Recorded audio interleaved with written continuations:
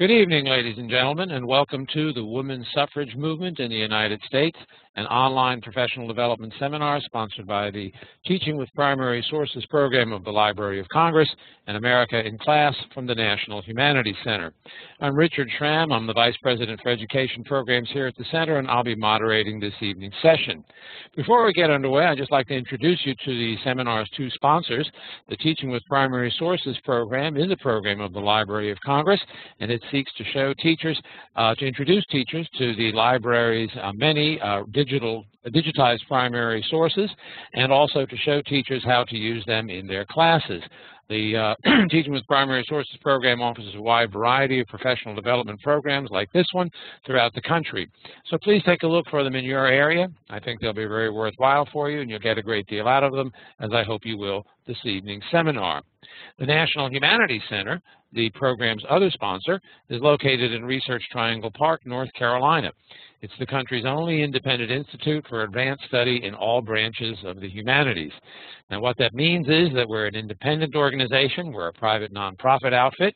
We're an institute for advanced study, which means that the main program we offer here is a fellowship program that brings scholars in the humanities to the center for an academic year to research and write on topics in history, literature and language, philosophy, criticism of the arts, that sort of thing. The center opened in 1978. We've had about 1,300 scholars work here since then, and they've produced about 1,300 books as a result of research done here. Now, the center sometimes strikes people as an ivory tower, and if you look at this picture, you can see why. The place looks like an ivory tower, but the founders didn't want it to be one. They wanted it to connect with a wide variety of audiences, and one of the audiences that we were particularly interested in connecting with was teachers. And we do that in a variety of ways. You can find out how we do that by going to americainclass.org, and from that page, you will have access to all of the resources and programs that the National Humanities Center offers for teachers. Now, when our program is over this evening, you can go to the seminar website from which you obtained the readings for this seminar, and there you will find a recording of the program along with a PowerPoint. Feel free to plunder that PowerPoint, use it in your classes. That's what it's there for. In addition, you'll find on this website an evaluation, which we ask you to please complete and send back to us. You can do it online. It should take just a few minutes. These evaluations mean a great deal to us. We pay attention to what you tell us on them, and we use that information to try to improve the program. Now, once we receive your evaluation, we'll send you documentation of participation. That will simply be a letter that you'll be able to present to your local certifying authority to obtain whatever recertification credit your participation in this seminar warrants. Now, how will the seminar work? Well, our scholar this evening will be making remarks keyed to a presentation of slides. Some of the slides will have text excerpts on them that will illustrate important points. From time to time, we'll stop to discuss those excerpts, and the way you can participate in that discussion is through chat. And the way you do that is to put your cursor in the white box at the lower right-hand corner of your screen. You see a copy of it there bracketed on your screen. Type your message, hit send, that button to the right, and your message will appear in the larger box above. I will be following the chat all evening and bringing it into the conversation at appropriate moments. Let's take a look at the goals for tonight's seminar. First, we want to demonstrate that the franchise was not just given to women when the 19th Amendment was ratified. Rather, it required the work of generations of suffragists who labored long and hard to win it.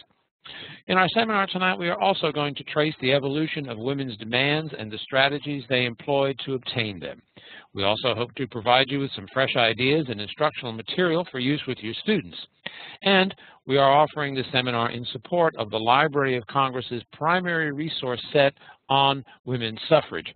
Now, I mentioned that set in a note that I posted on the forum, and that note contains the URL for that set, so you needn't worry about copying that URL from the slide this evening. Nor do you have to worry about copying these URLs, because they are also in that note I posted on the forum. This seminar is designed to support two lessons in that primary source website that I just mentioned: Suffragists and Their Tactics, and Women's Suffrage, Their Rights and Nothing Less. These are 2 lessons prepared by the Library of Congress, and the information we'll provide you tonight will provide background and context, and we'll discuss some of the same documents that appear in those lessons. So our seminar tonight should aid you in the teaching of those lessons, but also it will aid you in the teaching of the suffragist movement in general.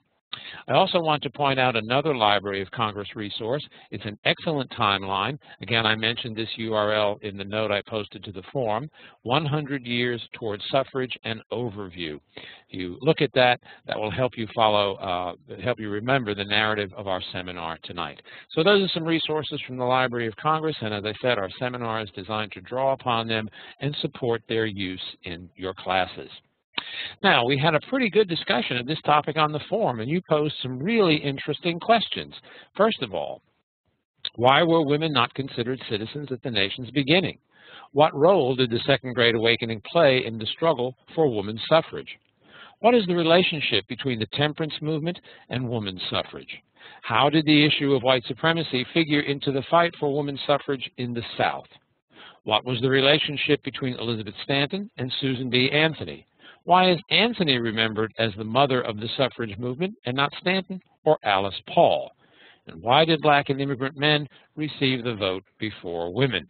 Well, to help us thread our way through those questions, we are very pleased to have with us tonight Marjorie J. Spurl, a professor of history at the University of South Carolina. Marjorie was a resident associate here at the National Humanities Center last year. She has written widely about women's issues, but the book we're particularly interested in is the one she published in 1995, One Woman, One Vote, Rediscovering the Women's Suffrage Movement. So now let me turn the program over to Marjorie to tell us about the women's suffrage movement here in America. There she is. Okay, Marjorie, you are now our presenter. Take it away. All right, Richard, thank you. Hello, everyone. I'm looking forward to our discussion very much. This is absolutely one of my favorite historical subjects, the women's suffrage movement in America. I have written about it and taught about it quite a few times, and Richard has asked me to share with you tonight what I think are some of the most interesting aspects and themes and documents, and you've been looking at those documents already, and I hope it's going to be useful to you in teaching this to your students. We will start by investigating quickly why a women's suffrage movement was necessary. Why, as someone asked, couldn't women vote from the beginning of our nation's history? And I have to say, I remember that when I was a little girl and first found out that there was a time when we, as women, did not have the right to vote, I found that pretty shocking, and I've spent a lot of my life ever since trying to understand that. So then we will talk about how the movement began, and then for the rest of our time together, how it changed over time in response to changes in American society and politics. We will also look at some of the most important leaders, several generations of them, in fact, and learn about the supportive relationships as well as the tensions that developed among them as they tried to figure out best strategies to attain their mutual goal. We will discuss the growing diversity among the constituency, meaning the supporters of women's suffrage, in terms of region, religion, race, class, ethnicity, and even attitude. We will see that the story included both inspiring stories of cooperation among suffragists who were women and men, Black and white, but there were also times of tension and disappointment within the movement, even betrayal. They shared some of the limitations and prejudices widespread in their era, and they had to contend with the prejudices of the people they were trying to persuade. And as a result, sometimes they adopted strategies that seemed to betray the very ideals of the movement in order to get the right to vote. So as we'll see, ultimately, women's suffrage leaders decided that they had to focus on women's suffrage alone in order for women to be able to, by voting, help themselves and have the power to help others. We will come to a better understanding of the reasons that some American men and women opposed women's suffrage and how, despite so many obstacles, suffragists finally succeeded in gaining a federal amendment to the Constitution that in one fell swoop enfranchised women in every state. Finally, and to me one of the most important takeaways, is that this franchise was not just given to women when the 19th Amendment was finally ratified in 1920. Generations of suffragists labored long and hard to win the right to vote and therefore fully qualify and have full equality as citizens. So on this slide, let's start with this question. In the beginning, why were women not allowed to vote? At the root of the problem was this legal concept that was part of our colonial heritage, part of the English common law.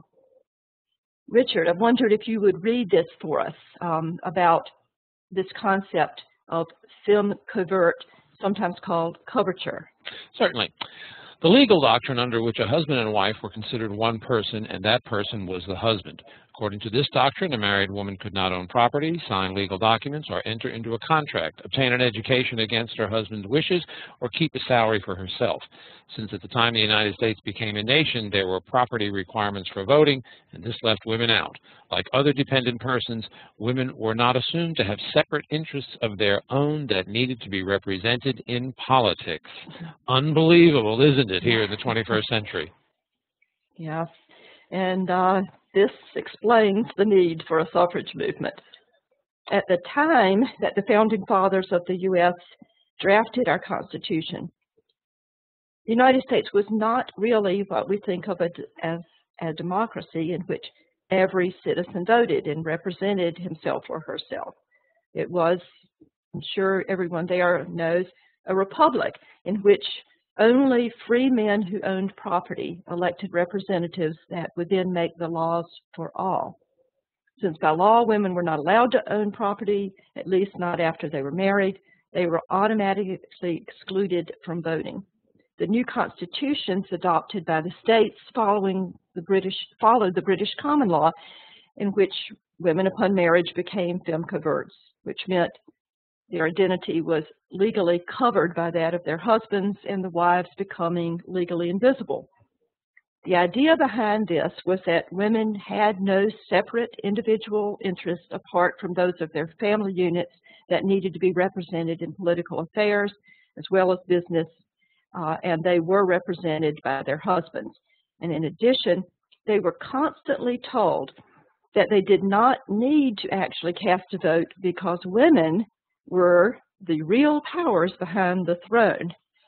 So let's look at that. For example, let's look at how this subject was raised very early in our national history, at a time that our laws were first being formulated. In this exchange of letters that has become very famous, Abigail Adams wrote to her husband, John, who was later a president, but at that time a member of the Continental Congress, which was at work establishing the laws for a new nation. And let me read her part, and then Richard asks you to read John Adams' answer, which will be on the next slide, and then we'll all discuss. So, Abigail writes to John on March 31st, 1776, quote, "I long to hear that you have declared an independency. And by the way, in the new code of laws, which I suppose it will be necessary for you to make, I desire you would remember the ladies and be more generous and favorable to them than your ancestors. Do not put such unlimited power into the hands of the husbands. Remember, all men would be tyrants if they could. If particular care and attention is not paid to the ladies, we are determined to foment a rebellion and will not hold ourselves bound by any laws in which we have no voice or representation. That your sex are naturally tyrannical is a truth so thoroughly established as to admit of no dispute. But such of you as wish to be happy willingly give up the harsh title of master for the more tender, endearing one of friend. Why then not put it out of the power of the vicious and the lawless to use us with cruelty and indignity with impunity. Men of sense in all ages abhor those customs which treat us only as the servants of your sex. Regard us then as being placed by Providence under your protection, and in imitation of the Supreme Being, make use of that power only for our happiness. Okay, could move on to the next slide so that I can read John's part. Now, people tell me I do a really good imitation of John Adams. I sound just like him. As to your extraordinary code of laws, I cannot but laugh. We have been told that our struggle has loosened the bond of government everywhere, that children and apprentices were disobedient, that schools and colleges were grown turbulent, that Indians slighted their guardians and Negroes grew insolent to their masters. But your letter was the first intimation that another tribe, more numerous and powerful than all the rest, were grown discontented. This is rather too coarse a compliment, but you are so saucy I won't blot it out. Depend upon it, we know better than to repeal our masculine system. Although they are in full force, you know they are little more than theory. We dare not exert our power in its full latitude. We are obliged to go fair and softly, and in practice, you know we are the subjects. We have only the name of masters. Rather than give up this, which would completely subject us to the despotism of the petticoat, I hope General Washington and all our brave heroes would fight. So, what do you think out there? What is Abigail Adams asking for, and how does she ask for it? Okay, so what are they what is Abigail asking for, and how is she doing that? And before while we were waiting for some responses on that, Marjorie, we have a couple of questions here. In the earlier part of our presentation, you said married women could not own property during this period. What about single women? Could they own property? Yes, single women could own property.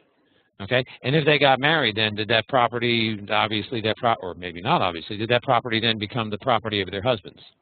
Yes, it did. Mm-hmm. Okay. And they could, there was a concept known as femme sole, and various states would have rules as to what the femme sole could do in terms of the use of their property, but they didn't have the, the full range of opportunities that men did. Okay, we have some other questions here along those same lines. Some women in New England Puritan society own property. What about black indentured servants who received their freedom and purchased slaves? They, in essence, held property, but still no vote. Why couldn't they vote if they held property, the indentured servants? Well, there was a great deal of racial prejudice and injustice that was going on in addition to the gender inequalities. And it's not a subject that I know a lot about that period, but it was pretty harsh towards them. Right. And then what about property passed down because there wasn't a son to pass it down to? Could it go to female heirs, or what happened in a situation like that? Would it just maybe jump the straight, father-son line and maybe go off on another branch of the family? How was that handled? Mm-hmm. Well, women definitely could inherit property, but the thing is that then upon marriage, it would become the property of their husband. I see. Okay. Well, to get back to our question now, Abigail is asking for women to be treated as full human beings, not merely as chattel. She wanted equality for women and made it clear that women would fight back if necessary. She was well read. Perhaps she'd read Lysistrata. I don't know. So the answer seems to be that she wanted to be treated as an equal. That fair to say? Is that about it? Well, yes, and there's also something more. She was basically saying that, men like him, if you're married to somebody like him, perhaps you're not having such a big problem. They had a famous friendship and relationship, the beginning of the more, what do they call, more partnership in marriage. But nonetheless, she was aware of the fact that there were just so many women out there who were not so fortunate, and that none of them should have to rely on just the choices and the whims of their husband in order to be treated fairly. And so she was saying, you know, okay, some of you don't want to be despotic, but as a rule, a lot of men are, and none of them should have that power. So she was, you know, sort of the first of many women reformers who may have had a pretty good relationship with their husbands themselves, but were very conscious of the fact that if they didn't, you know, say if they had made a bad choice in a husband, or if he changed, then they were in really big trouble. And she was saying that it just shouldn't be the case where the husbands have so much power over their wives. Right, right. Okay, well, shall we move on then? Yes. But the major point here, she wasn't yet, you know, asking for the vote.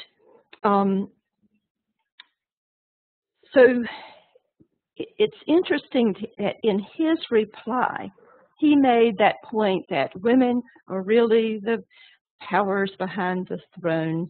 And that is something that would turn out to be sort of a refrain that women asking for the vote would hear over and over again is in different forms throughout the years, that they had all the power they needed through indirect influence. Remember that idea, indirect influence. However, once the suffrage movement was underway, suffragists often pointed out that though opponents gave this, you have all the influence you need through your power over men, and you should inspire us through your virtue and morality, and trust and leave the harsh decisions to us. In fact, much of the opposition was based on ideas that women were inferior to men, at least in the attributes desired in a voter, and that their exclusion from the vote, quote one of them, cannot be sugar-coated into anything else. And they were right about this, that behind this denial of the vote to women was the idea that women were very different from men, and though even if you conceded, as they did increasingly in the 19th century, in the antebellum era, that women were more moral and religious than men, nonetheless they were considered to be less rational and lacked the knowledge of law, government, and all things beyond the confines of the home, and thus were ill-suited for voting. As the years went by, though, state governments began to expand the electorate. They dropped property requirements for voting and began allowing all white men, regardless of whether they owned property or not, to vote. And this led a small but determined number of women to ask why it was that as Americans became increasingly, as this nation became more democratic, women, widely regarded as more religious or moral than men, were still being denied the full rights of citizenship. And they began pressing for the vote as well as many other improvements in women's legal, social, and political status. The woman suffrage movement, which began in the northeastern United States, emerged during the era of reform immediately preceding the Civil War. At that time, a major period of religious revival called the Second Great Awakening stimulated an upsurge of reform efforts, including the anti-slavery movement. A number of reformers, including Lucy Stone, Lucretia Mott, and Elizabeth Cady Stanton that you see here, began speaking out for women's rights when their efforts to participate equally with men in reform were rebuffed by most of the male reformers. I think it's very interesting to note, in fact, that many abolitionists, who were presumably the most advanced thinkers of their day on social issues, insisted that women should not speak in public or take on leadership roles, even in reform movements. The exchange of letters between another famous couple, who were at the very outset of their relationship before they had even seen one another in person, I believe, is a good illustration of this problem that women who wished to participate in reform movements ran into. Interestingly, after male reformers, many of them ministers, insisted that women remain silent, many of the women discovered a need to speak out not only for the rights of slaves, but for women's rights. Angelina Grimke and her sister Sarah were originally from a distinguished, affluent family in Charleston, South Carolina, and 2 of the 14 children in the family that owned many slaves. And one of the most amazing events in the history of anti-slavery movement and women's history was that these 2 sisters became very opposed to slavery, broke with their family over it, and chose to leave the South because of it. Of course, Southern slaveholders were furious. They were warned never to go back to South Carolina. But abolitionists were also upset with them when they started speaking out about women's issues. Now, as the anti-slavery daughters of slaveholders, there was a lot of demand to see them, but this big backlash against them, especially from ministers. Now, Theodore Weld was a minister and a courageous anti-slavery hero, often mobbed when he was speaking. So he wrote to Angelina these letters. They later became married. Richard, could you read a bit from Theodore Weld's letter? Sure. People tell me my imitation of Theodore Weld is even better than my imitation of John Adams. There is no reason why a woman should not make law, administer justice, sit in the chair of state, plead at the bar or in the pulpit if she has the qualifications, just as much as though she belonged to the other sex. I do most deeply regret that you have begun a series of articles in the papers on the rights of women.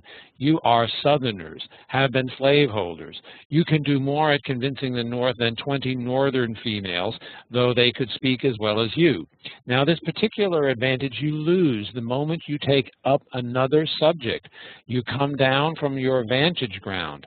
Let us all first wake up the nation to lift millions of slaves of both sexes from the dust and turn them into men. And then, when we all have our hand in, it will be an easy matter to take millions of females from their knees and set them on their feet, or in other words, transform them from babies into women. Ooh, ouch. Ouch. Theodore. And she replies, we are gravely told that we are out of our sphere even when we circulate petitions, out of our appropriate sphere when we speak to women only, and out of them when we sing in the churches. Silence is our province. We cannot push abolitionism forward with all our might until we take up the stumbling block out of the road. How can we expect to be able to hold meetings much longer when people are so diligently taught to despise us for stepping out of the sphere of woman? I fully believe that so far from keeping different moral reformations entirely distinct, that no such attempt can ever be successful. They blend with each other like the colors of the rainbow. So, why does Weld want the Grimke sisters to abandon their writing on women's rights? And how does she reply? Okay, we have a lot of questions here responding to that. Weld wants them to confine themselves to the effort to end slavery and not concern themselves with the conditions of their own society. Angelina is incensed, and understandably, it makes no sense. Weld wants them to focus on one issue at a time, wants them to remain babies. No one would listen to them because they were women and were muddying the waters by mixing movements. Good point. The priority was supposed to be raising the boys to status of men. Women are supposed to wait. Heard that before in social movements. Weld is asking them to take one step at a time, get that worked out before moving on with another subject. They would not hear of it. People didn't want to listen to them because they were women, period. Is Weld arguing that the Grimkes are diluting their focus by transforming themselves from abolitionists, a more religiously acceptable agenda, to feminists? A very good point, I think, there, that bringing in that religious concept of abolition. My sense is that probably women's rights didn't have the same kind of religious sanction, the same kind of sanction from the pulpit, obviously. Would that be fair to say, Marjorie? Well, the pulpit was slamming them. The New England clergy sent out what they call a pastoral letter, a very famous document that instructed the congregational churches of New England not to allow them to speak in their churches.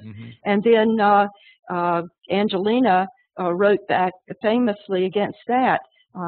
There was a big debate about it, but both Sarah and Angelina felt very strongly that it was their religious convictions that made them compelled to enter this great moral struggle. And both of them wrote passionately that God felt that men and women were equal in his sight, and that women had as much of a moral obligation to be a part of this than men, and that they believed that they could be all the more effective if they were to tackle this other issue as well. Yeah, I think our final comment here sums it up well. Weld did not want his abolition movement to suffer by being associated with the more radical issue of women's rights. That pretty well catches it, wouldn't you say? I would.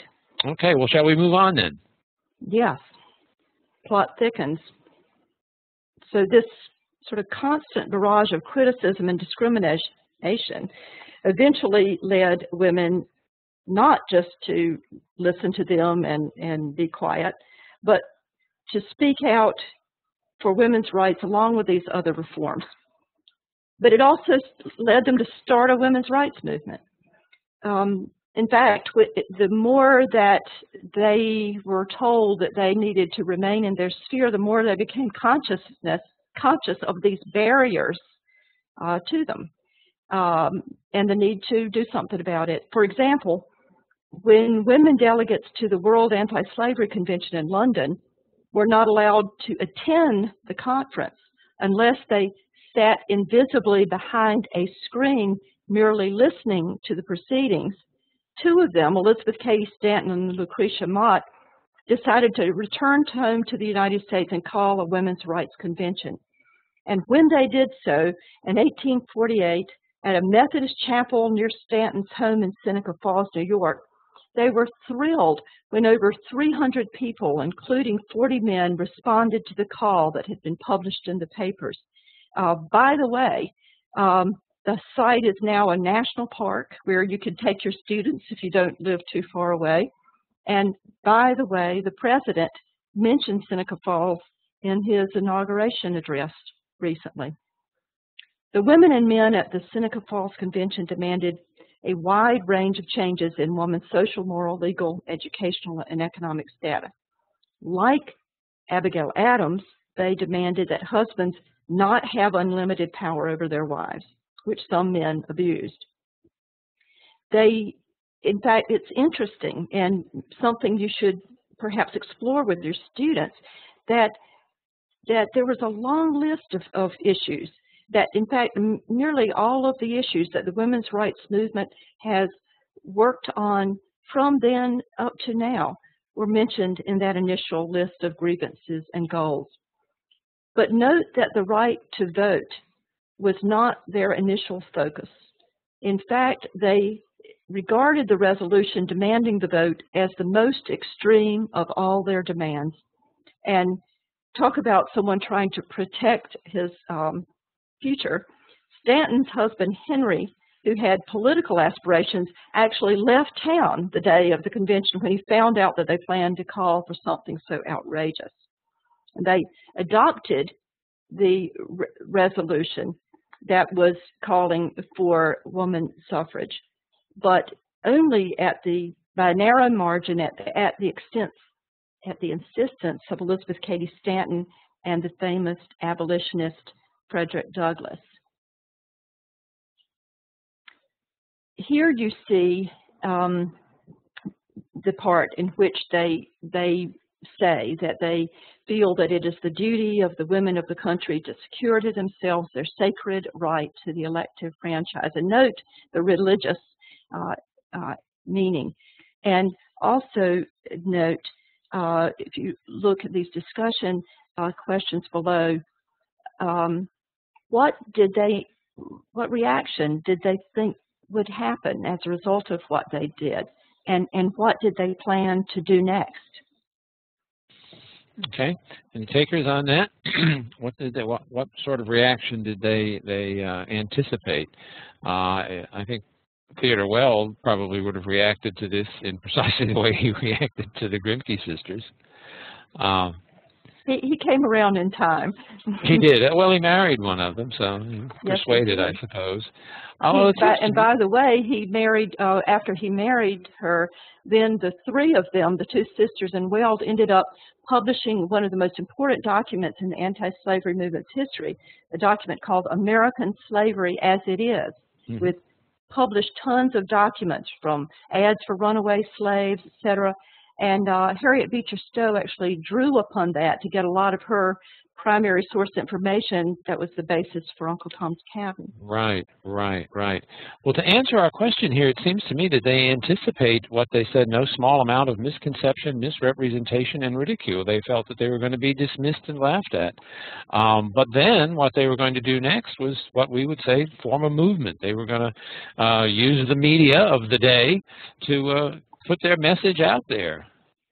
Yeah. And here we have some comments. They planned a series of conventions in Worcester and Akron, but they did expect criticism when they incited the press, although the viciousness may have been greater than they expected. They believed they would not be taken seriously, but they were determined to hold meetings. And a realization that all men meant women as well as men, and as Lincoln addressed, is looking forward to the Gettysburg Address.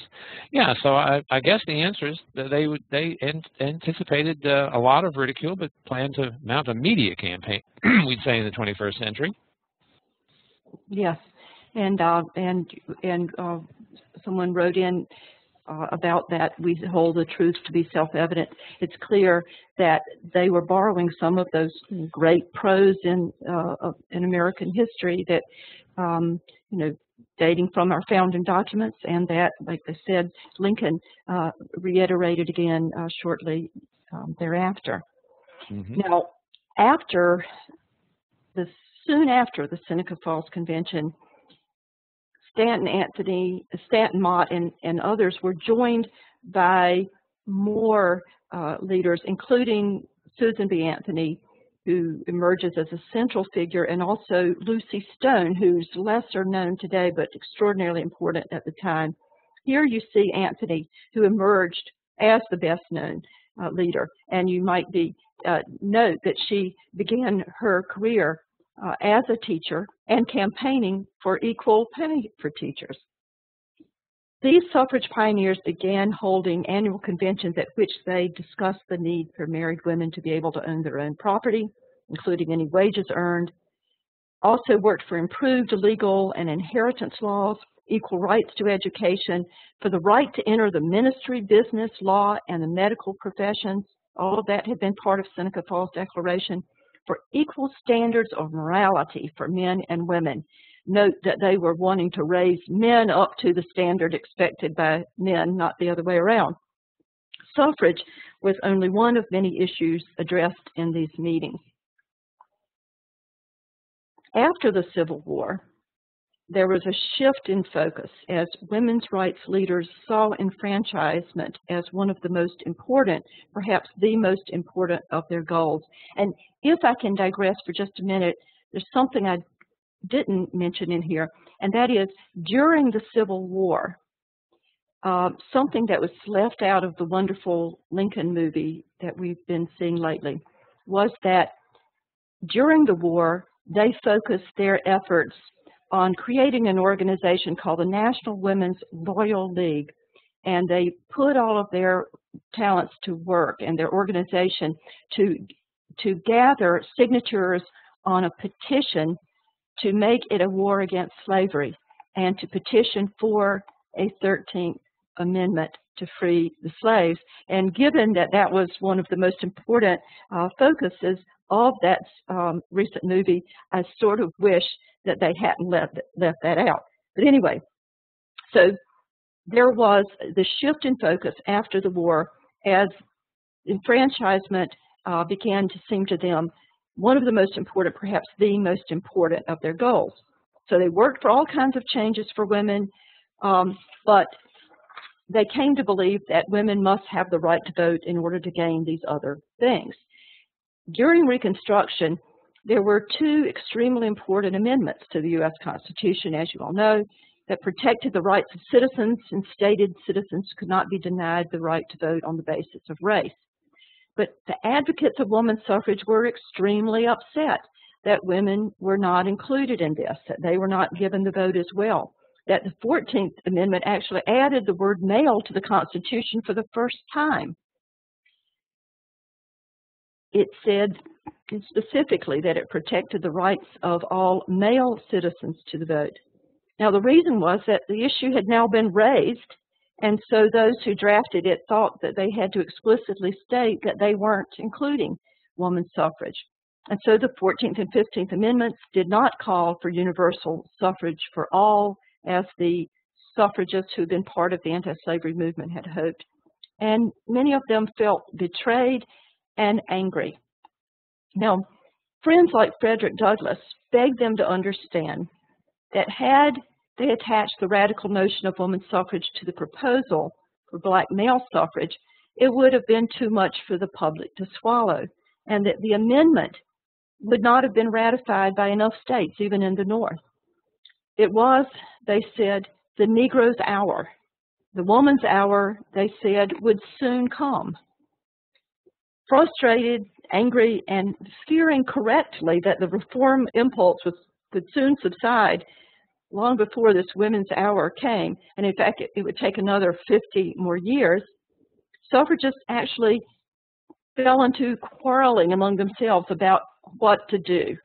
And in fact, in 1869, the women's movement divided into two factions over the issue of whether or not to support ratification of the 15th Amendment and how to go about trying to win the vote for women. So two competing suffrage organizations were established in 1869 with very different approaches. The National Woman Suffrage Association, based in New York, was headed by Stanton and Anthony, and actively opposed the 15th Amendment, not one of their finer moments, especially considering some of the things they said, particularly Stanton, when they were opposing it. But when the amendment was ratified anyway, they immediately called for a 16th Amendment to enfranchise women. Now, led exclusively by women, the NWSA was determined that women would also be given the vote by federal action, and right away, and they adopted a militant and demanding tone. The other organization was the American Woman Suffrage Association, with headquarters in Boston, and it was led by Lucy Stone with the aid of her husband, Henry Blackwell, and several other well-known Americans of the day. Julia Ward Howe, who was the author of the Battle Hymn of the Republic, Thomas Wentworth Higginson, a white officer of a famous black regiment during the Civil War, and Henry Ward Beecher, who was a famous religious leader and a younger brother of Harriet Beecher Stowe. Now, the AWSA leaders shared the dismay that the Reconstruction Amendments had left women out, but they supported ratification anyway, believing that the newly freed slaves had to have this vote to protect themselves. The AWSA leaders believed that in the current political climate, an additional federal amendment enfranchising women was just simply not going to be in the cards. It would not be happening in the near future. And so they went about things in a different way to try to cultivate grassroots support. They tried to persuade the public that women's suffrage was not a radical proposal, but one consistent with widely shared American values. They concentrated on developing grassroots support by forming state-level organizations, by lecturing, by distributing literature all over the nation, generally trying to educate the public on the issue and win state suffrage amendments. Marjorie, if I could jump in here, because we have two good questions in the chat. First of all, yes. Could you focus a bit more on the white female resentment over the 14th and 15th Amendments? Can you give how much of a role did resentment play in their opposition, the NWSA's opposition to the 15th Amendment? And could you give any specific examples of that resentment? Well, yes. As I said, it wasn't the finest hour, and it's really, in a way, a blot on the record and reputation of Stanton and Anthony, that they used a lot of kind of racist and nativist and classist language when they would say things. I can't remember the exact words, but Stanton said something about, we are indignant that we, the women of the nation are going, having to run about the country begging for the vote from, I don't know if they use the word Sambo, but they definitely use something like wonton for a Chinese, and some really racist, nativist kind of language. Mm-hmm.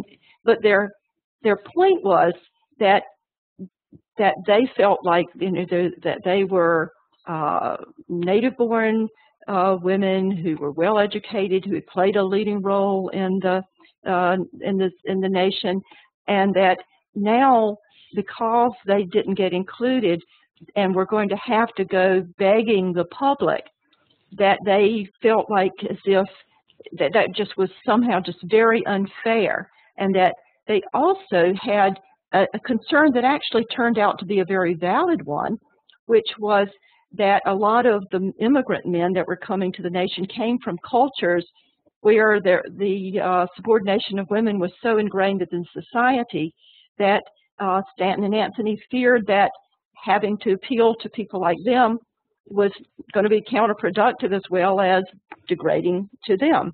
But as far as African American men were concerned, consistently, or with very few exceptions, African American men who were elected to legislative bodies and in the post-war years tended to support women's suffrage. But they were right that a lot of the new immigrant men did not. So it was a complicated question, and they were just very, very frustrated. Mm-hmm. Now, we have a question here about African American women. We're going to get to that in a few minutes.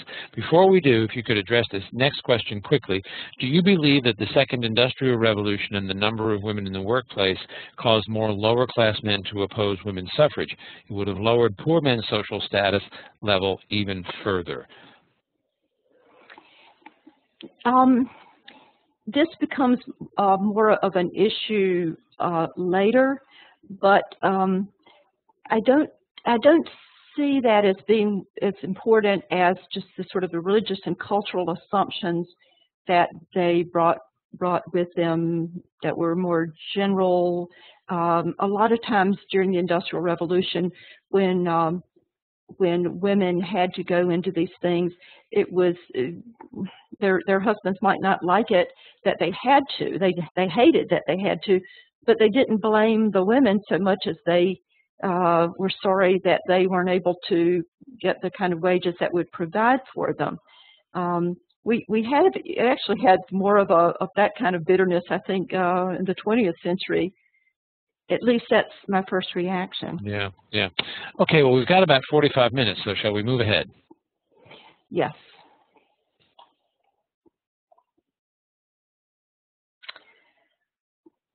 So, again, they hated this idea that they had to go around begging men for rights they thought already should be theirs as citizens.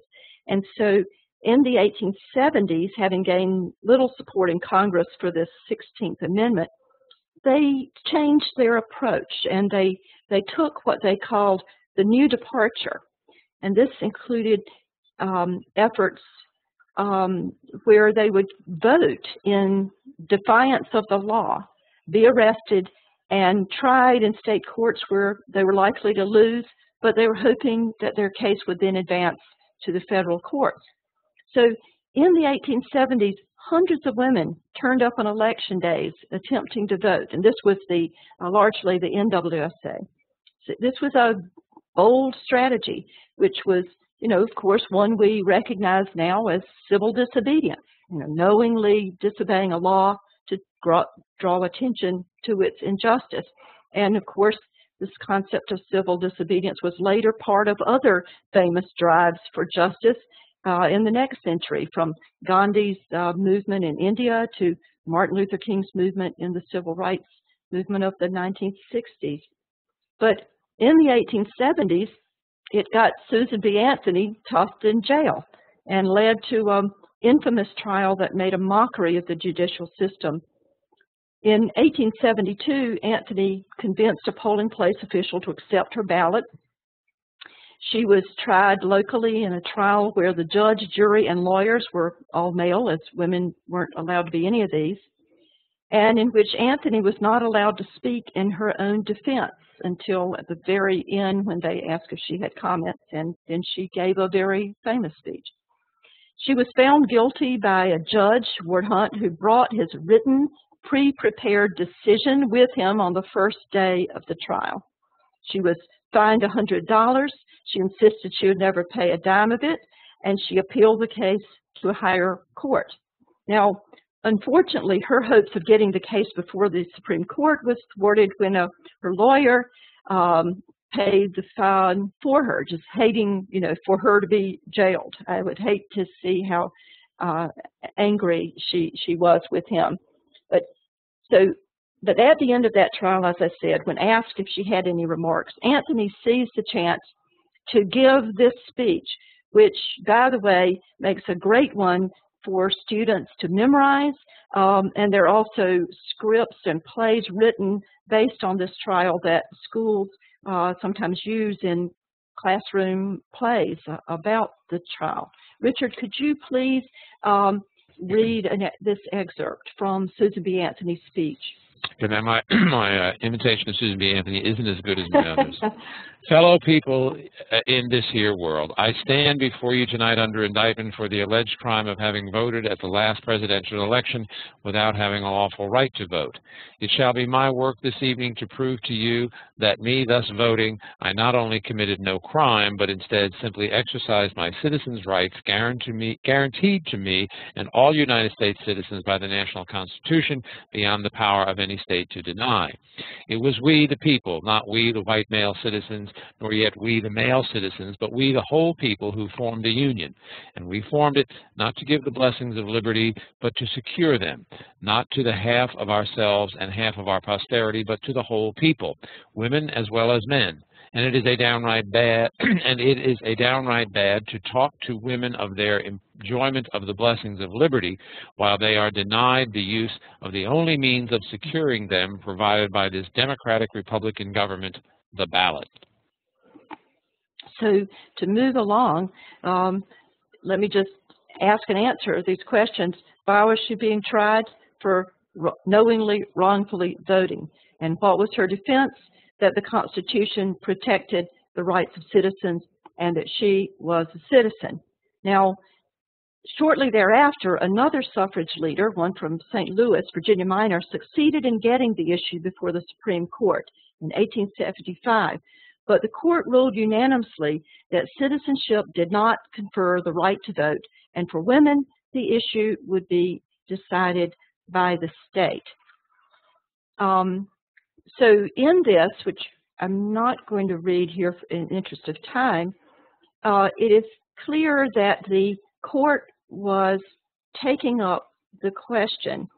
They said, it makes it proper to inquire whether suffrage was coextensive with citizenship of the states at the time of its adoption.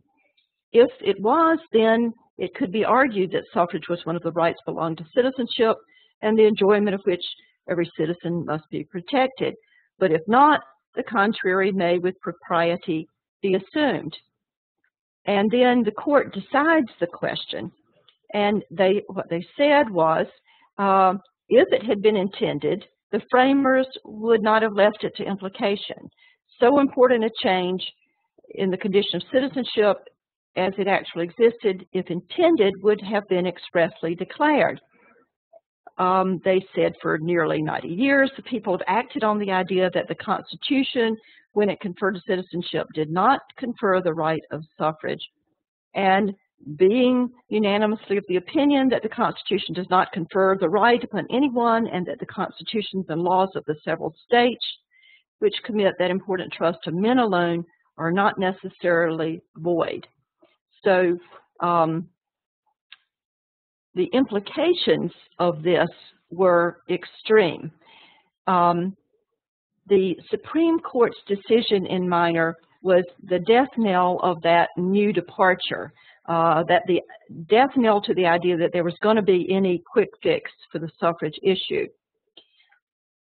They had ruled that citizenship did not automatically confer the right to vote, and for women the issue was going to have to be decided state by state. Now, this was a major blow, and I really wonder if the suffragists at that time had any idea just how long it was going to take to overcome the results of this decision. Later, after the 1920 victory, the suffragists added it all up and found that between the Civil War and the victory of the 19th Amendment, they had been forced to conduct all of these campaigns, which you see spelled out here.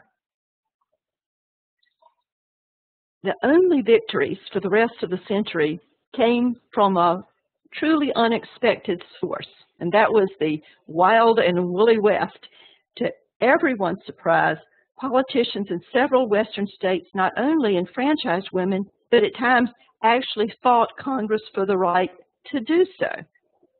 Now, in 1869, Wyoming, still a territory, led the nation in the adoption of women's suffrage when leading men of the territory, inspired by a tough pioneer woman named Esther Morris, who had attended pre-war suffrage conventions back east, they enfranchised their women. And by the way, her statue is in the statuary hall of the U.S. Capitol, and I think one of two, and I think they're about to add a third. But in 1890, when it appeared that Congress would not approve Wyoming's application for statehood as long as the state allowed women's suffrage, the Wyoming legislature declared, quote, "We will remain out of the Union 100 years rather than come in without the women." But what was even more surprising to Easterners was that the Mormon stronghold, the territory of Utah, was also among the first in the U.S. to grant women's suffrage. Utah as a territory was under the control of Congress. It was seeking to become a state, and it was battling with Congress for the right to keep polygamy. And yet, it adopted women's suffrage. It did have to give up polygamy, but it was allowed to come into union with women's suffrage in 1896. Colorado in 1893, then Idaho in 96 were the other pioneering suffrage states, and the women from those states were justly proud of their region. Remember that at that time, this was not just the only place in the U.S. where the women could vote. It was one of the only places in the world where women could vote. So the question is, why did the West lead the way? Okay, we have a question here. If these states gave the vote to women, was it purely local? Could the women vote in national elections in these states? Yes. You see, the Supreme Court had said that the states have the right to decide who gets to vote within their states. And so once women got the right to vote in their states, then they could vote in the national elections, which in a minute I'll show you how that actually becomes a really important part of the strategy. Okay, so we've got a number of people answering our discussion question because they wanted to attract women to the West because of such a lopsided ratio of men to women. Hey, they got that right. There's some answers. Yeah. Is this what you thought? Yeah, I think so. I've been following the chat, and basically we have a very bright group. They got all of them, except perhaps the civilizing the West part. All right. Well, you know, it's really interesting how historians argue about what the reason was that the West was so precocious about women's suffrage. But the interesting thing is that what all this has in common is that it's mainly about practical politics, because in Wyoming, the leading men of this sparsely populated territory thought that enfranchising women would attract national attention and be, in effect, a marketing gimmick.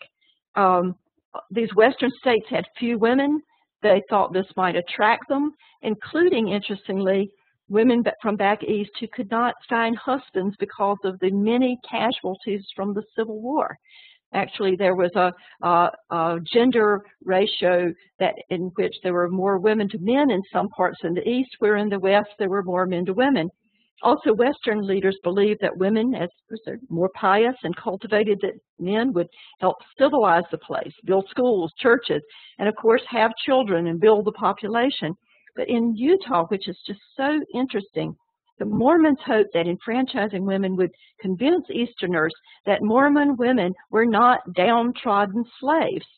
And they believed also that the votes of Mormon women would help tip the balance of power in their favor in their ongoing power struggle with non-Mormons, who were miners, cowboys, prospectors, and railroad constructors that locals called hell on wheels because they were such rough customers. And all of those groups tended not to have women with them, while the Mormons did. So the point is that the combination of these Western victories definitely picked up the sagging spirits of the suffragists nationwide, who saw that state victories could be won after all. Also, they learned, and I can't emphasize this enough, they learned one of the most important lessons they would ever learn, and that is that politicians might not be won over by arguments for the justice of women's suffrage, but they could be won over if suffragists could show them some reason that they would benefit from giving women the vote. In other words, that an expediency argument would always be necessary. Marjorie, a quick point of clarification. That argument about civilizing the West, that was an argument that Westerners themselves made at the time, right? That's not a point of view imposed later on by historians. Right. They were. That was an argument that they made at the time themselves. Okay, good. And then later on, scholars looked back and highlighted the fact that it had been said back then. Okay, great. Well, let's move on then. Okay.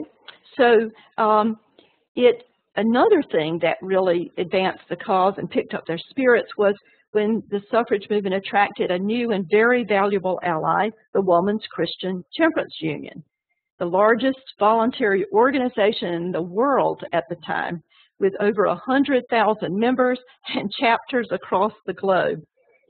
Richard, would you read this excerpt from this address by Frances Willard, the charismatic president of the WCTU, a woman very much admired in what she said when they endorsed it. Okay, but particularly the parts in red, because we are short of time. Okay. Why don't I just read that red part? Let the great guns of influence now pointing into vacancy be swung to the level of benignant use and pointed on election day straight into the faces of the foe.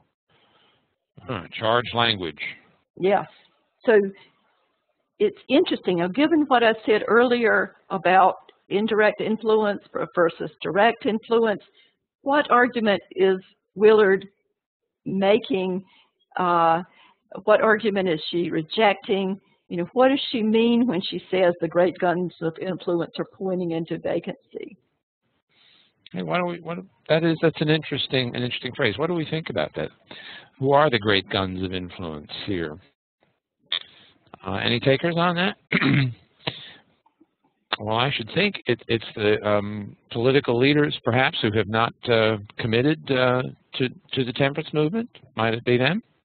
I think what she's talking about is women themselves who who have influence, but it's pointing into vacancy. You know, that in other words, she's not thinking that indirect influence is really very effective. Oh, She's suggesting that in fact, if women had the right to vote, they would have direct influence, and then they could really make a difference.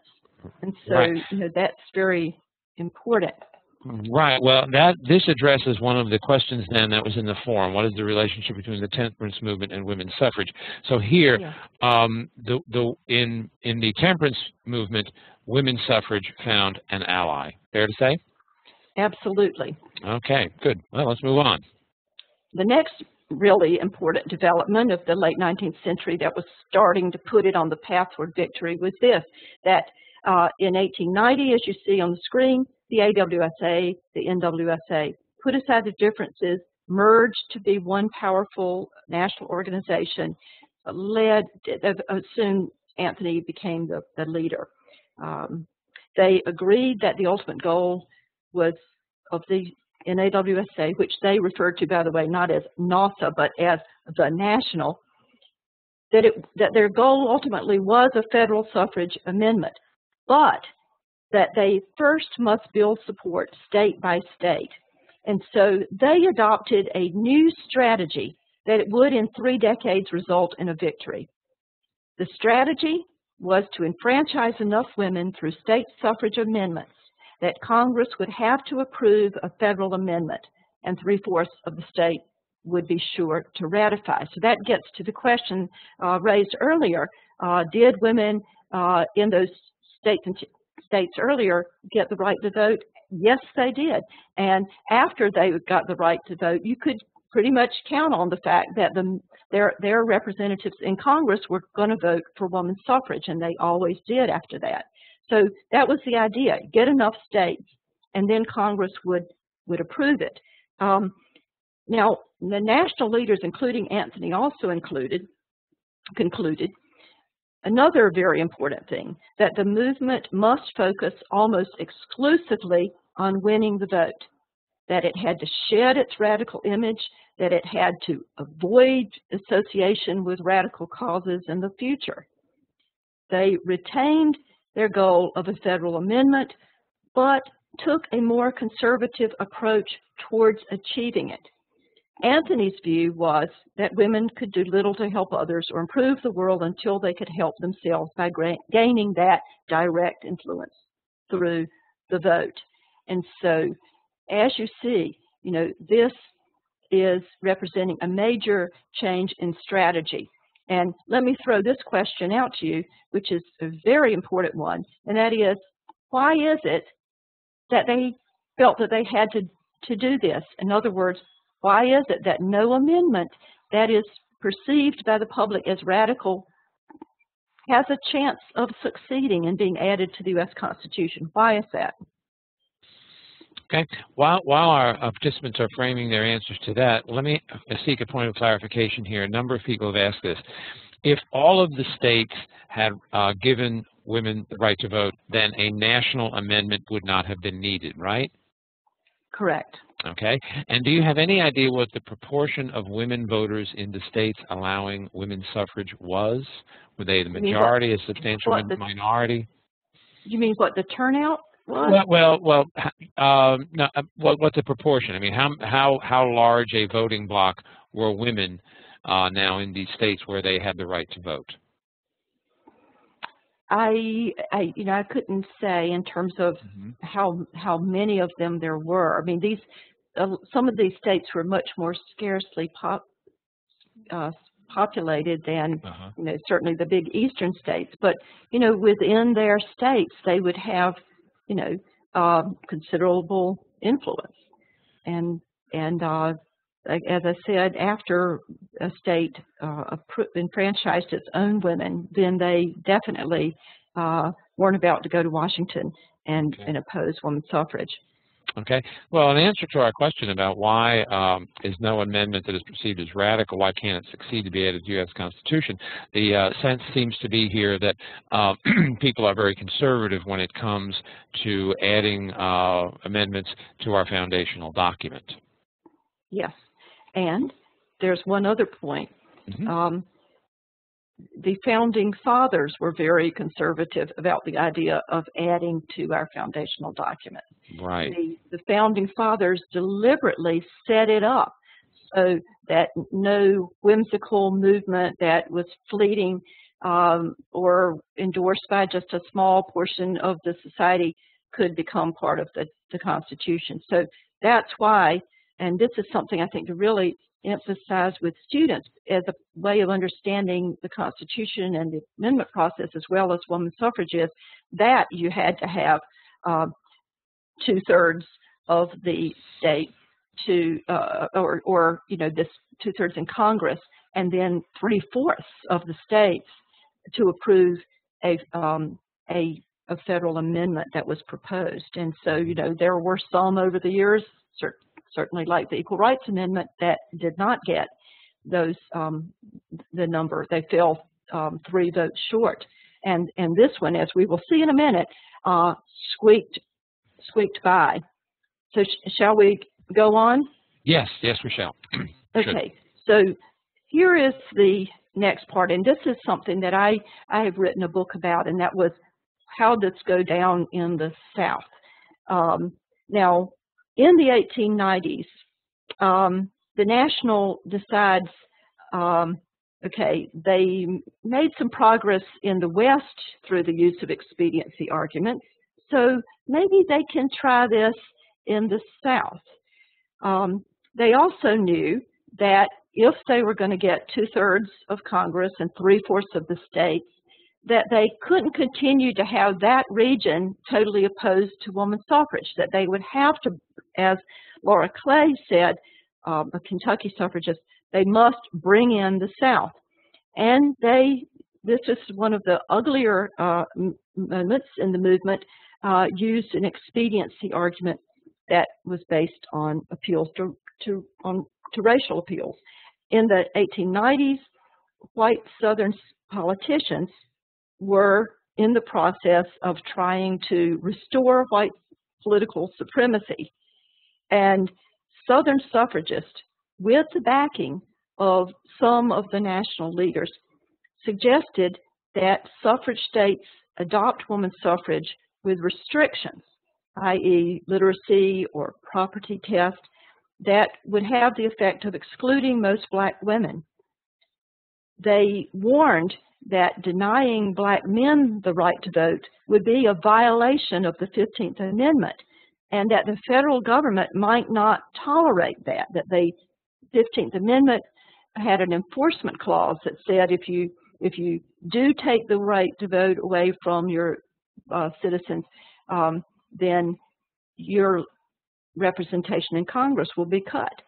And so they were warning that the Southern states had better not do that. But what ended up happening was that Southern politicians, these conservative white politicians, were just as strongly opposed to women voting, and they chose to take that chance. And so between 1890 and 1903, nearly all of the Southern states adopted voting requirements that included poll taxes and understanding clauses and other things that virtually disfranchised blacks, which was a practice that, as we all know, Congress did not intervene and did not stop until the Civil Rights Act of 1965. So what we ended up having here is some examples of some of the things that were done there, and some of the statements that were made. One of them, I'm not saying that all of the white suffragists of the South were like this, but some of them were, and they did use these arguments. The late 19th century was characterized by widespread prejudice towards immigrants as well as African Americans. Richard, would you read at least one of these quotations from Anthony's successor as head of the National, Carrie Chapman Catt, in one of her famous speeches called "Do You Know?" Okay. Do you know that extending the suffrage to women increases the number of native-born voters? That for every 100 foreign white women immigrants coming to this country, there are 129 men, while among Asiatic immigrants, the men outnumber the women 2 to 1, according to the figures of the census of 1910. And I think what you're seeing here, and this is something familiar to all of you history teachers, and that is that in the late 19th century, there was across the nation a turn away from sentiment in favor of universal suffrage, and part of it was in response to the massive increase of immigration, much of it from parts of the world with languages, religions, and cultures very different from that of the majority of native-born Americans. Also, the prospect of annexing the Philippines and other places where people would be thus getting the right to vote if you had that concept of universal suffrage. And so there was this, basically the suffragists were trying to get the right to vote for women at the same time that across the nation there was a major sentiment in favor of cutting back on the numbers of people allowed to vote. And so it was, they were actually coming up against a trend that made it very difficult to do. And what happened is that also a lot of these women who are now becoming part of the movement they were from all parts of the country, bringing with them attitudes from all parts of the country.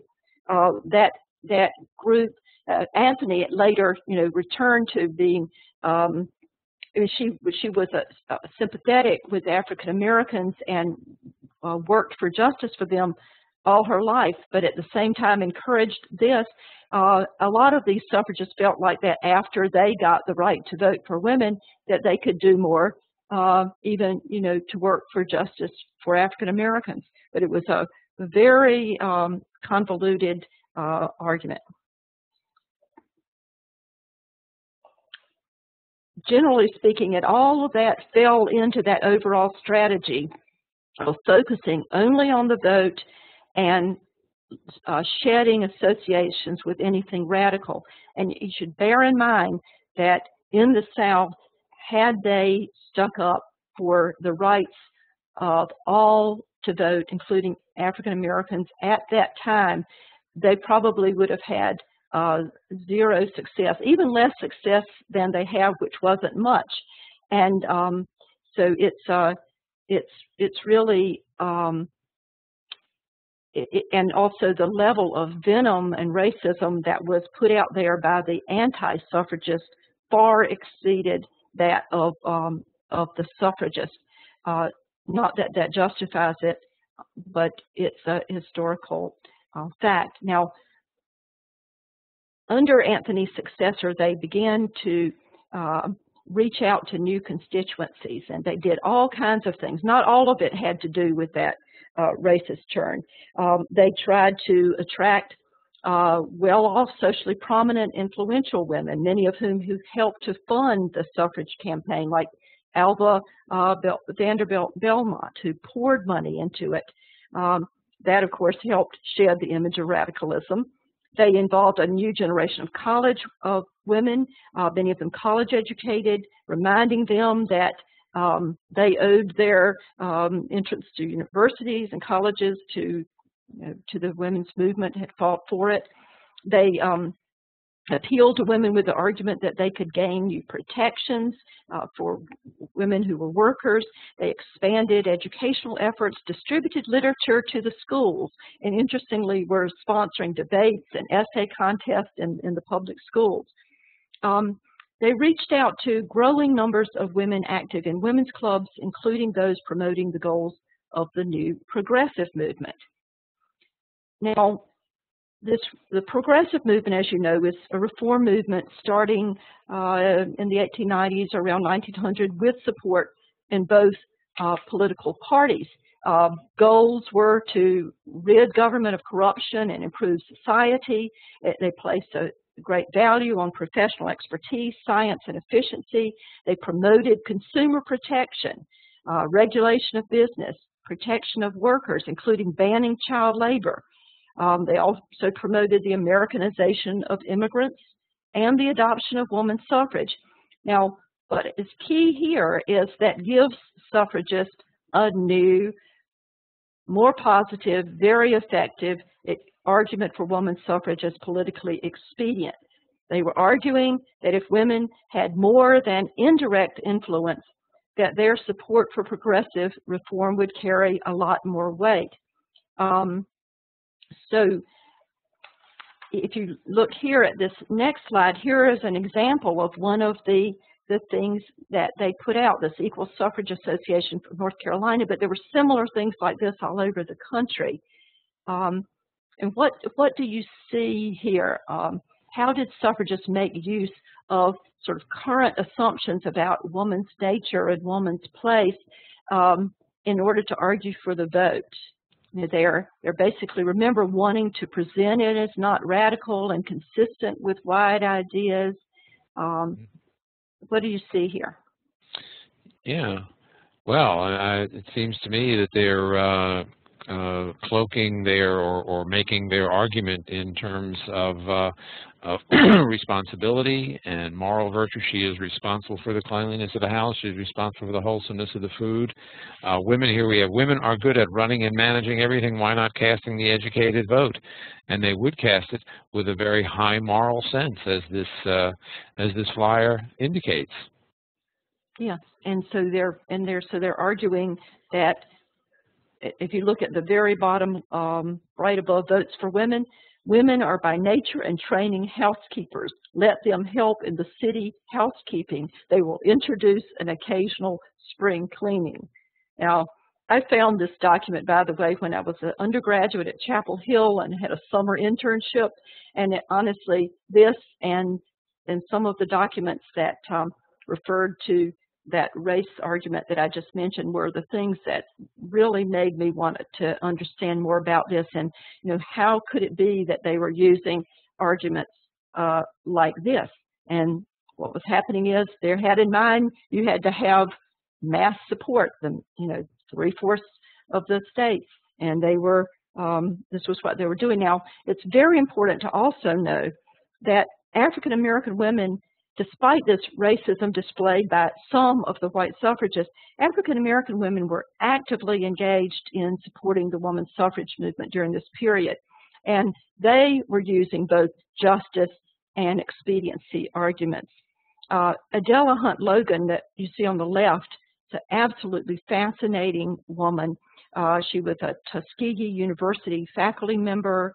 You see Mary Church Terrell on the right.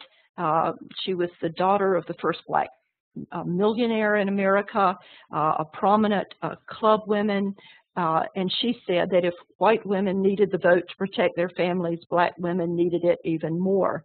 And in the center, you see one of my favorite historical characters, Ida Wells Barnett, who was a leading crusader against lynching and for women's suffrage. And she wanted the power of black women's votes to be used for social justice. And note that while blacks could not vote in most of the South, in the early 1900s in Chicago, where Wells Barnett moved after having to flee Memphis, they could vote. And in addition, after 1913, when Illinois enfranchised them, they could vote as well as be political advocates. So she organized a very powerful black women's political club called the Alpha Suffrage Club that played a major role in city politics in the Progressive era. And on the right, what you see is W.E.B. Du Bois' newspaper that he edited for the NAACP called The Crisis. And that also supported women's suffrage. And in fact, he expressed hopes that black women would really stand up for rights even more than men and help to overturn Jim Crow laws and other racist legislation. I know we're getting into very interesting topics, but I guess I'd better move forward. Well, Marjorie, I may say, I'm just going to warn our participants, we probably will go a little over 8:30, but I don't think anybody is going to complain about that. This is such good material. So don't worry about the time. Okay. All right. Well, do we want to discuss that then before we go forward to talk about President Wilson? Discuss what point, Marjorie?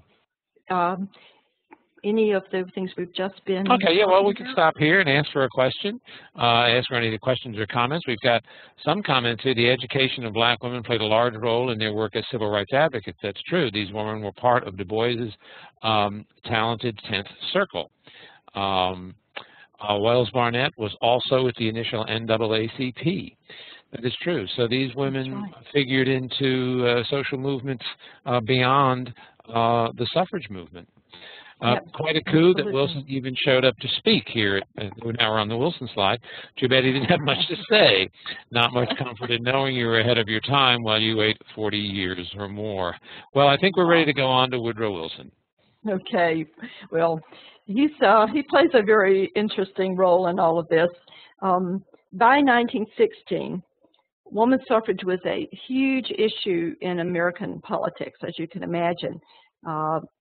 President Theodore Roosevelt had endorsed it very strongly. You know, when he failed to get the nomination the second time around and from the Republicans and broke with them to start the Progressive Party, Jane Addams, the famous settlement house leader from Chicago, was asked to give either the nominating or the seconding speech at the Progressive Party's National Convention. It was very clear that people understood that or expected that because of what they believed to be women's interest in reform, compassion against war, etc., that they believed that they were going to support progressive causes, that they would be opposed to child labor, etc.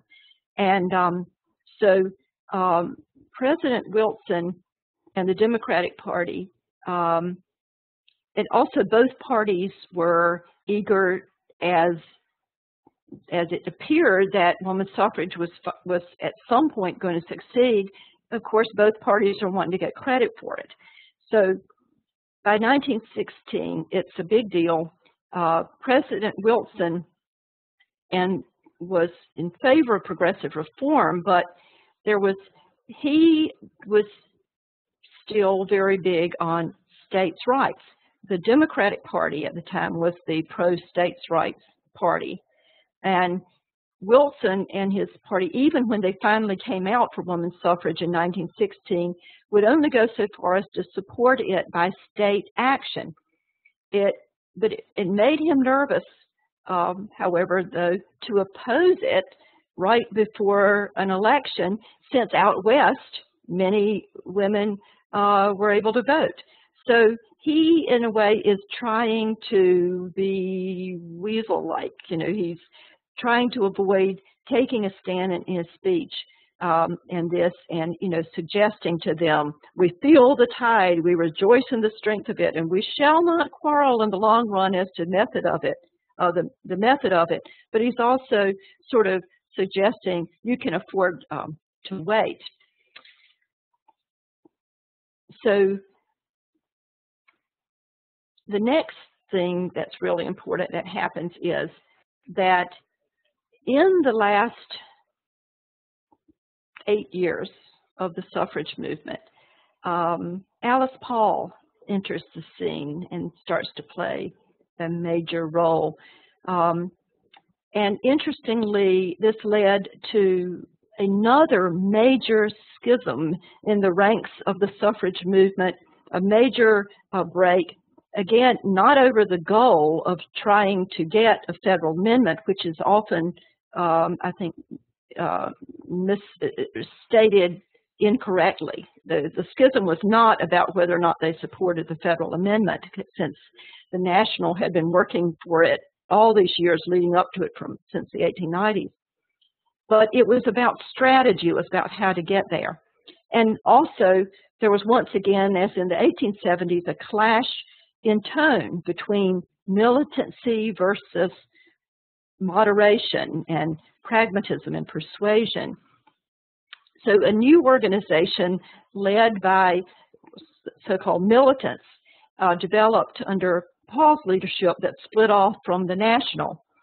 Paul, of course, is a fascinating character, played a major role. She's a Quaker, born in 1885, very highly educated, Swarthmore, University of Pennsylvania, traveled to England, where she sees the suffrage militancy and the demonstrations, the arrests, the hunger strikes. She admired their courage, determination, willingness to break the law, but she was very opposed to some of the violence that she saw there. She was a Quaker, and she did not want the militants in the United States to include any kind of violence. She returns to the U.S. in 1910. She chairs National's Congressional Committee. She urges a complete focus on the federal amendment. She doesn't want them to keep working for the states. And one of the most interesting things that she did was to plan a massive suffrage parade during Wilson's inauguration. And that was in early March of 1913 back then.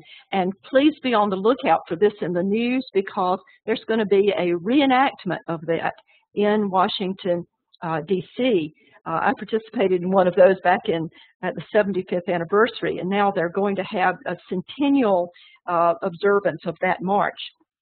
What happened is that something like 8,000 people turn out in this, if you see at the bottom, in wearing white with these purple and gold sashes, or wearing their college graduation outfits, and they were groups of immigrants, and there were groups of if you see the movie Iron-Jawed Angels, this is all part of that. A very again, example of the racism in the movement that's discussed in there is that they ask the African American women to march in separate units and at the back of the parade. And Ida B. Wells confronts Paul over this, and there's an exchange between them. And then what Paul Barnett does is steps out of the crowd, locks arms with white suffragists from Illinois, and marches with their delegation. So it's an amazing scene, all these dignified marchers, and then the crowd filled with many Southerners who were very excited about Wilson's election, the first Southern president, they said, even though he was from New Jersey, he was raised in the South, and of course had not only typical conservative Southern views about gender, but about race. And one of the first things he did was to segregate the federal bureaucracy. So there are a lot of these people in the crowd, and they're very opposed to women's suffrage, and they start pelting them with lit cigars and liquor bottles and charging and knocking them down, and it's a terrible thing, but it generates a lot of sympathy for the cause. During World War I, she was during 1916, she campaigns out the West to oppose all the women who already have the vote, to oppose Wilson's reelection. And during World War I, they picketed the White House, and they burned Wilson's speeches in which he's calling for this to be a war against democracy. Paul is arrested. She goes on hunger strike. She's force-fed. And again, the ill treatment of suffragists creates a lot of public sympathy and support for the federal amendment. And Paul was an absolute genius at her relations with the press. The other major leader at this time is Carrie Chapman Catt, born in Iowa, one of the first college students. She worked her way through Iowa in the kitchen at the university. She rises to the presidency first, right after Anthony resigns when her husband is ill, returns to the presidency in 1915, replacing Dr. Anna Howard Shaw, who had been a fabulous orator and a brilliant woman, but a terrible organizer, and had focused only on the suffrage campaigns in the states. So Catt introduces her top secret winning plan for a coordinated national suffrage campaign, where they would again follow through on that strategy to gain enough states that Congress would have to approve the federal amendment. So their goal was, let's just focus on winnable states, pour our resources there, avoid campaigns where we're likely to lose, and it basically writes off the South until the ratification stage. But there are bitter tensions between her and Paul, and they because, you know, one is militant, one's persuasive. She throws, despite her own pacifist beliefs, she urges suffragists to support the war effort, and was very angry when Paul and the NWP picket the White House during wartime, angering the president and the nation, and leading to a great deal of public criticism. Here you see what the militants were doing, and it's just an incredible thing that, again, you see in that movie, Iron-Jawed Angels, which has some of the history wrong, but a lot of it right, and it's really moving to the students. And here, what do you see them doing? Richard, can you read that sign for us? President Wilson is deceiving the world when he appears as the prophet of democracy. President Wilson has opposed those who demand democracy for this country. He is responsible for the disenfranchisement of millions of Americans. We in America know this. The world will find him out. Any comments on that? I have a question. How, given the media of the time, how much of a widespread circulation would a photo like this have achieved? Extremely great. Our nation at the time was not accustomed to seeing people picketing the White House. And as you all may recall, during World War I, the Congress passed a number of highly controversial acts that led to the imprisonment of anyone who spoke out against the government, against the war, and against the president. And so they knew what they were doing, that they were likely to be jailed. But in the meantime, what they wanted to do was to put pressure on Wilson to support the federal amendment, to not just be namby-pamby or about state action, but and so they were trying to say, you know, we're going to humiliate you in front of the world if you're and why is it that you can say this as a fight for democracy when half of Americans are denied the vote? So what ends up happening is that eventually President Wilson did give in, and he became an active supporter of the federal amendment and getting that through. Now, historians will debate forever about the relative importance of Paul and the militants versus Cat and the national in terms of bringing the president around. But in a famous speech to Congress urging support, he gives a reason of his own. And Richard, could you read that part in red? We have made partners of the women in this war.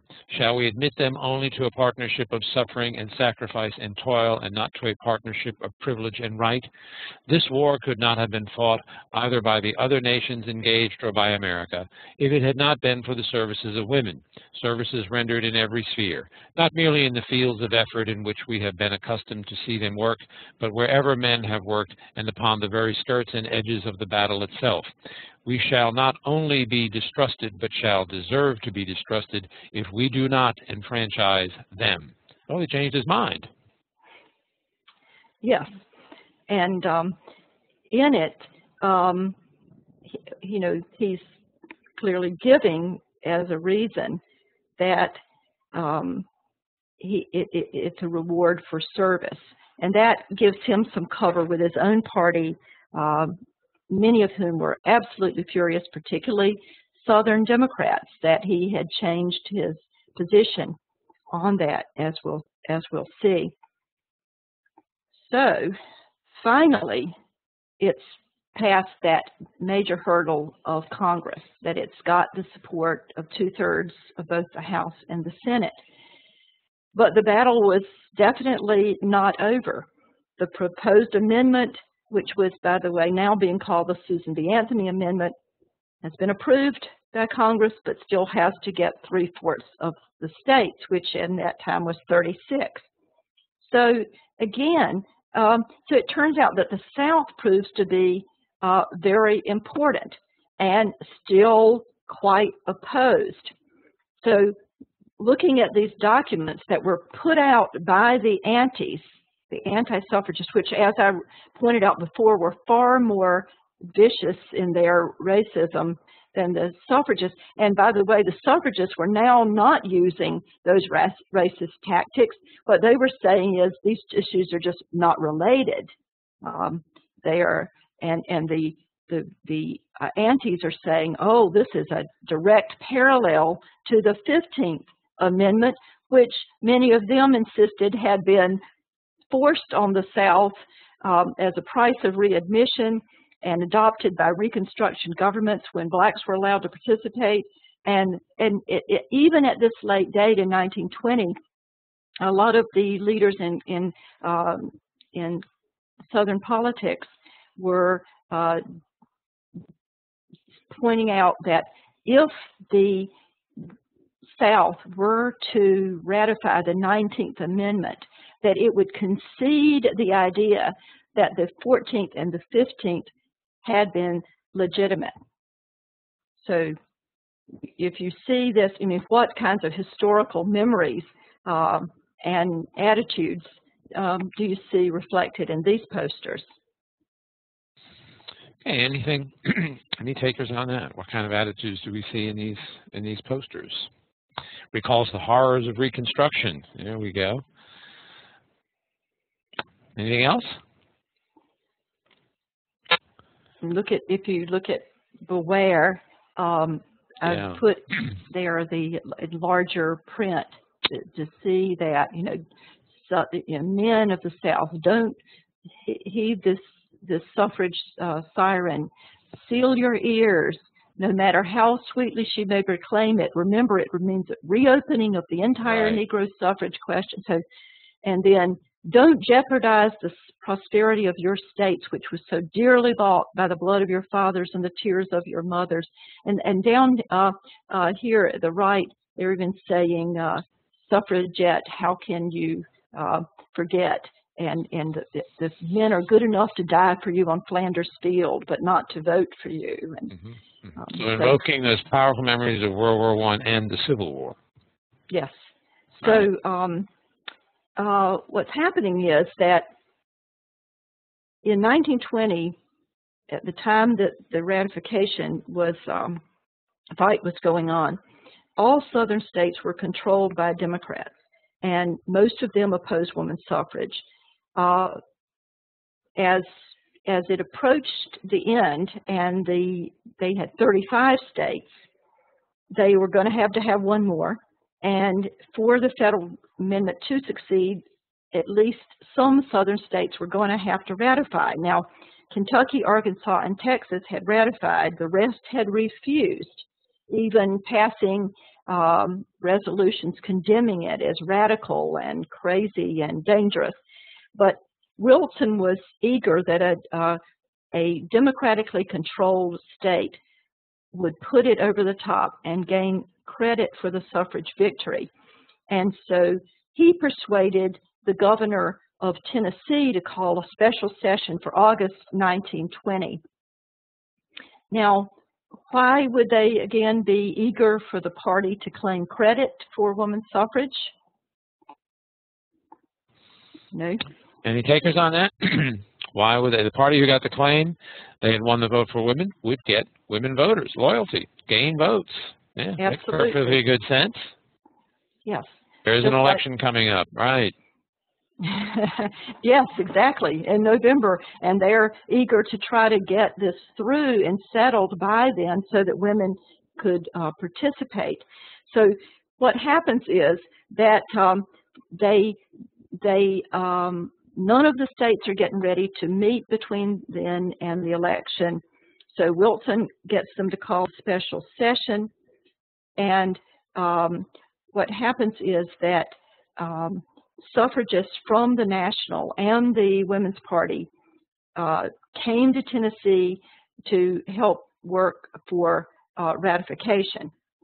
And also anti-suffragists from all over the nation converged on Nashville, including tons of lobbyists for the so-called whiskey interests and other business interests such as the railroads and the cotton textile industry that very much opposed women voting because they felt that women would vote for reform, against child labor, against corruption, and against and for maintaining prohibition. You know, prohibition had gone through in 1918, right before this, but you know, the liquor industry first order of business was from the beginning to get it repealed.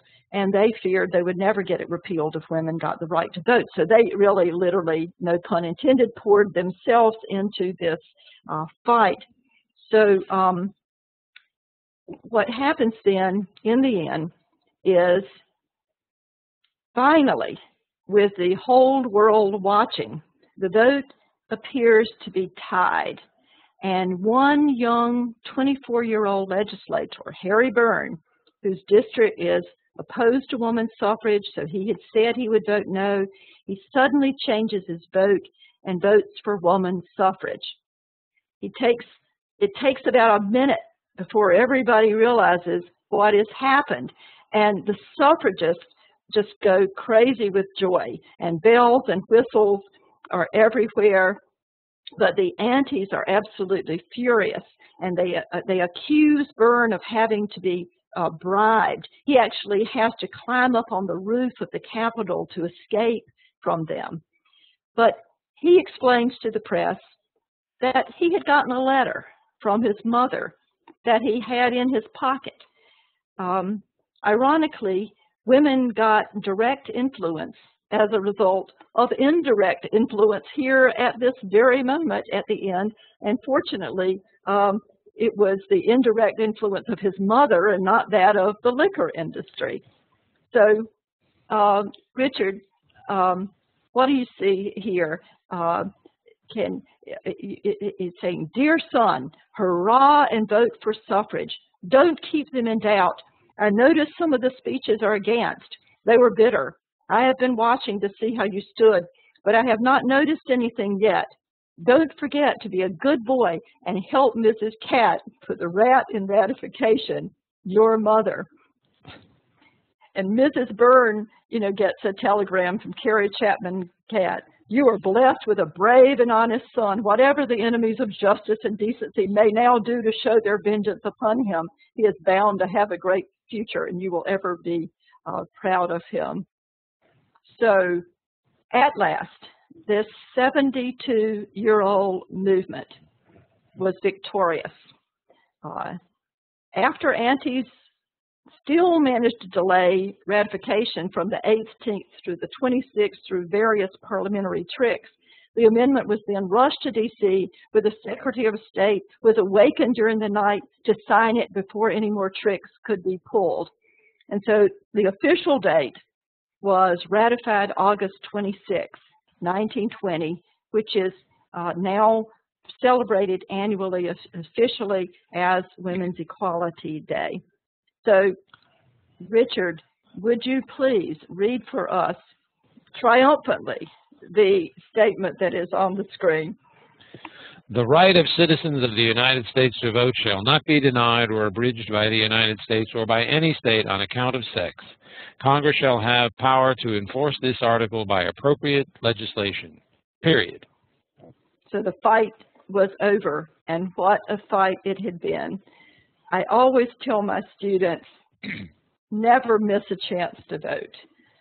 Too many people worked too hard, gave too much for you to stand by and not take advantage of what is a right and a privilege that centuries of suffragists sacrificed for, and some, Anthony among them, never got a chance to legally cast a ballot. I think that among many other things, that studying this long fight for women's suffrage is extremely important as a civics as well as a history lesson. We have a question here about legislator Burns there in Tennessee. Was he reelected? Do you know? You know what? I have forgotten that, whether he was reelected. I think that he was, but the governor caught hell and was not reelected. And Cat and others, they tried to help protect him, but his political fortunes never did recover. And someone notes here, my grandmother was born in 1910 and always talked about how she remembered this as a momentous event. Well, ladies and gentlemen, we have come to the end of our seminar. Any last questions, comments before we wrap things up? Anything coming over the transom here through the chat? Is someone remembering a song from Mary Poppins when the mother Yeah. Was it Mrs. Pankhurst's and Irons again? Someone That's from mentioned that about song. France, Yeah. which is a very good point. And because what happened here is everybody takes it for granted that, you know, that victory was going to happen in 1920. But as we see, it came down to one vote at the end. It could have failed. I think people just don't realize that. And what happened in France was that there was a big push for women's suffrage too, but they didn't quite get it through. And then after World War I and after 1920, the reform impulse again wanes like it did after the Civil War. And it took many years for it to come back. And so the women of France didn't get it until the 40s. And anywhere that they hadn't gotten it by 1920, it took quite a while to get it. We have another memory here. My grandmother cast her vote in the first vote possible. My grandfather refused to drive her to the polls, so they both walked. Marjorie, we have a number of questions here about the historical inaccuracies in the film Iron-Jawed Angels. Yes. Could you comment on that, or would you like to put that in an entry in the forum that people can follow up? You want to handle that now, or what? I can comment briefly and concisely, and that is that I was actually asked to be the history advisor for that, and I was proud of that. But I want you to know that they sent me the script after they'd started filming, and they didn't. And I still recommended a number of changes that they did not do. I still think the film is extremely effective with getting the basic ideas across. But the biggest problem is that they suggested that Carrie Chapman Catt and the National were not pushing for a federal amendment. And as you can see from all we've just discussed, that is just simply not true. It is true that Anna Howard Shaw was really focusing on the states and had not kicked it up to that final push for the federal amendment. She had not recognized that they had gotten enough progress that they could now really press for that federal victory. But Catt got it, and she immediately, upon taking office, put forth that winning plan, and that was what it was all about. But it's interesting that the strategies of Catt and Paul, whereas they were very much at war with one another, each of them thinking that the other one was going about this the wrong way. Scholars think that the fact that Paul and the militants pressed Wilson so hard and gained so much public sympathy, and meanwhile that sort of forced him to deal with Carrie Chapman Catt, and that part of the film is brilliantly portrayed, I think. Okay, well, thank you very much. I know a number of people asked about that because apparently the film is widely used in classes. So, so your work is having an influence well beyond your imagination of it. The book that I edited, One Woman, One Vote, is the companion to that documentary that was done by PBS called One Woman, One Vote, and that definitely has the facts straight. And sometimes I get students to look at both of those and see if they can find the historical inaccuracies in Iron-Jawed Angels. Well, that might be a good assignment for our teachers in class. Get that book and show the movie and have them research the book to find out the discrepancies between the book and the movie. Yeah, great assignment. Well, ladies and gentlemen, I urge you to use the forum to continue the discussion or to share fresh approaches and discussion questions that work. We will monitor the forum until February 21st. That means if questions, comments come in, we'll pass them along to Marjorie, and if a response is necessary, we'll get them back to you. I remind you, please submit your evaluations. Check out our remaining spring seminars. And before we wrap things up tonight, I want to thank Marjorie for giving us an excellent seminar. You held our attention for almost 30 minutes beyond the time limit. Thank you very much, Marjorie. This has been great. My pleasure, and thank you for your patience. Well, it was a pleasure. It didn't require a lot of exercise on patience on my part, and we still have the overwhelming majority of our participants with us, so I don't think it was a great exercise in patience on their part either. And I want to thank our participants. You have been great. You've given us a lot of good questions and comments through your chat, and I hope you will be with us again for future seminars. So, ladies and gentlemen, thank you, and good evening.